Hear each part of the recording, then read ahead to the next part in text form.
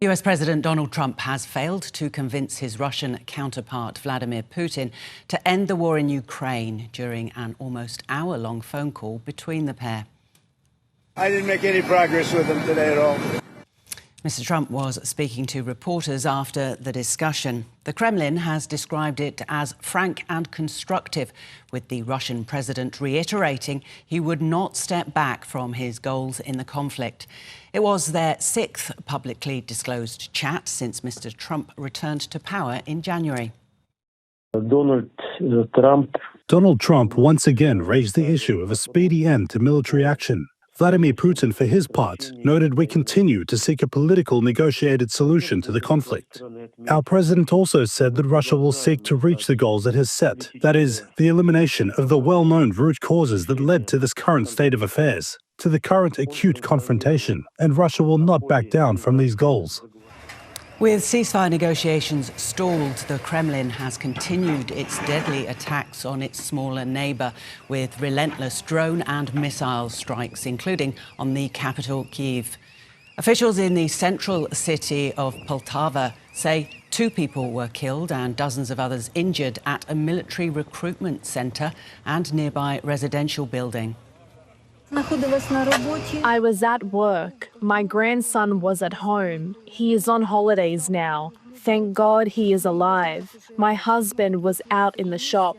My grandson survived it by lying on the floor. During the air alert, the hum of drones was heard loudly. One by one, they hit quite a populous residential and business area. Private dwellings, businesses, multi-storey buildings and a school were damaged in the attack. Moscow has confirmed the deputy head of the Russian Navy has been killed near the Ukrainian border. The Russian Defense Ministry says Major General Mikhail Gudkov died during what it described as combat work in the western Kursk region.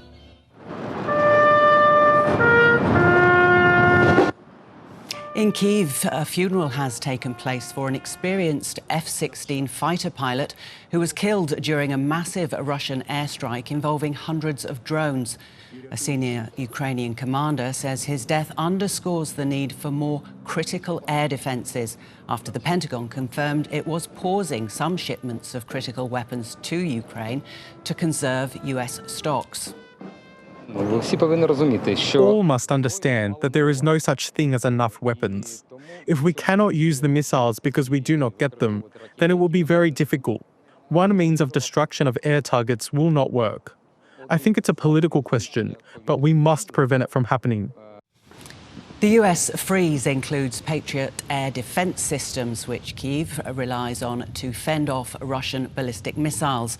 The Ukrainian president has told European allies in Denmark that he hopes to have his own call with Donald Trump to discuss the ongoing supply of US weapons to Kyiv. Of course, we count on continuation of American support, but there are some items which Europe, it's a pity, but which Europe doesn't have for today, especially when we speak about PAC-3.